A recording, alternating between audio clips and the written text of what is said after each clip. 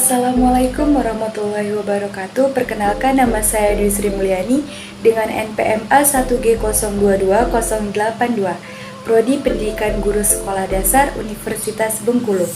Di sini saya akan menjelaskan bab 2, yaitu materi tugas dan tanggung jawab manajemen pendidikan, mata kuliah pengelolaan pendidikan, dengan dosen pengampu Bapak Dr. Muhammad Kristiawan MPD. Baik, yang pertama ada konsep dasar kepala sekolah.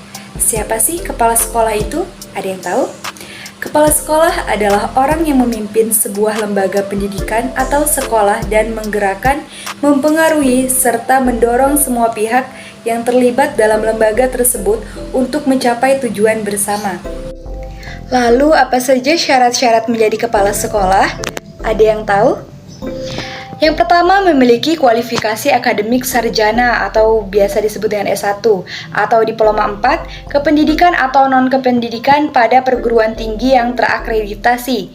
Yang kedua, pada waktu diangkat menjadi kepala sekolah berusia setinggi-tingginya 56 tahun.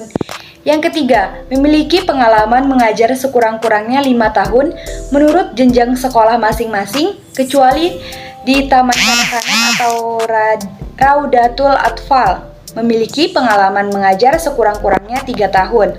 Dan yang keempat, memiliki pangkat serendah-rendahnya 3C bagi pegawai negeri sipil atau PNS dan bagi non-PNS, disetarakan dengan kepangkatan yang dikeluarkan oleh yayasan atau lembaga yang bersangkutan. Selanjutnya, seperti apa sih ciri-ciri kepala sekolah yang efektif? Yuk kita bahas. Yang pertama, memiliki visi yang kuat tentang masa depan sekolahnya dan ia mendorong semua staf untuk mewujudkan visi tersebut. Yang kedua, memiliki harapan tinggi terhadap prestasi siswa dan kinerja staf. Yang ketiga, tekun mengamati para guru di kelas dan memberikan umpan balik yang positif dan konstruktif dalam rangka memecahkan masalah dan memperbaiki pembelajaran.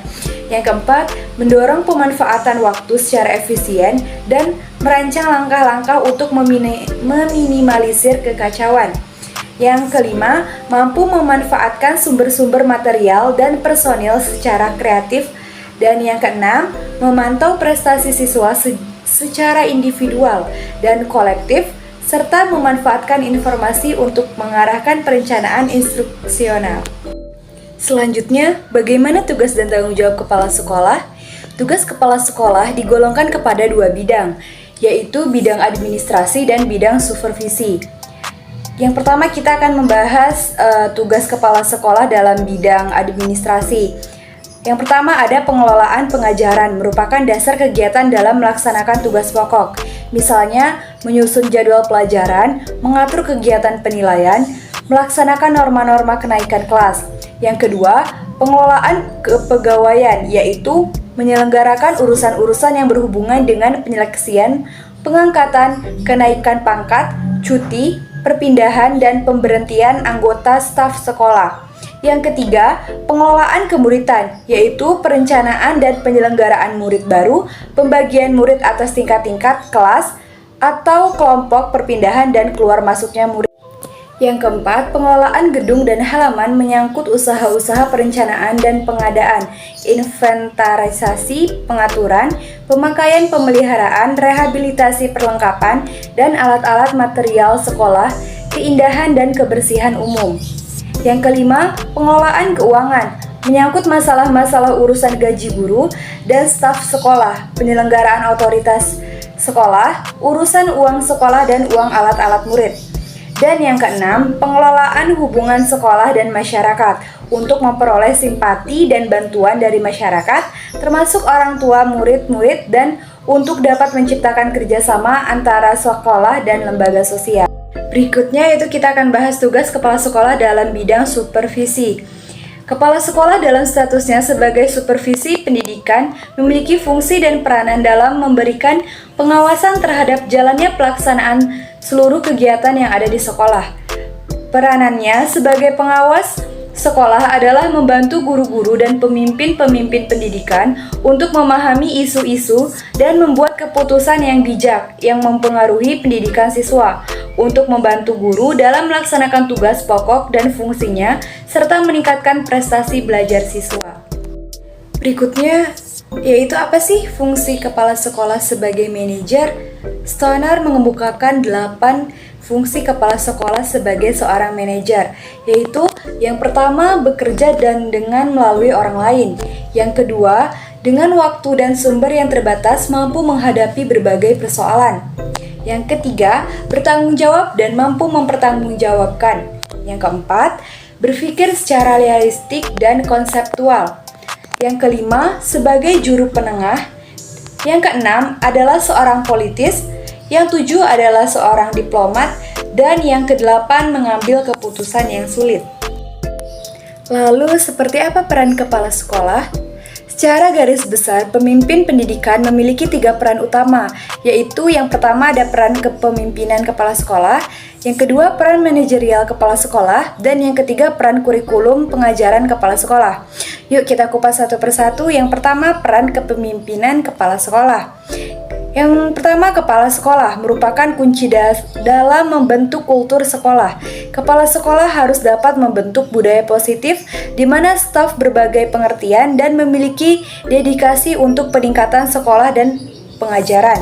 Yang kedua, kepala sekolah harus dapat menjalin hubungan dengan kelompok internal dan eksternal. Kelompok internal itu seperti pengawas dan pengelola pendidikan, pusat, dewan sekolah, teman sejawat, orang tua, masyarakat sekitar, guru, dan siswa. Sedangkan kelompok eksternal yaitu profesor, konsultan, badan akreditasi, dan sebagainya. Peran yang kedua yaitu peran manajerial kepala sekolah. Peran manajer merupakan aspek utama kepemimpinan kepala sekolah. Keterampilan manajerial yaitu yang pertama ada teknis atau teknikal, mencakup teknik proses manajemen, misalnya perencanaan, pengaturan, koordinasi, pengawasan, dan pengendalian. Yang kedua, manusia atau human, keterampilan hubungan antar manusia, memotivasi dan membangun moral. Dan yang ketiga, konseptual, menekankan pada pengetahuan dan teknis terkait jasa atau produk tentang organisasi.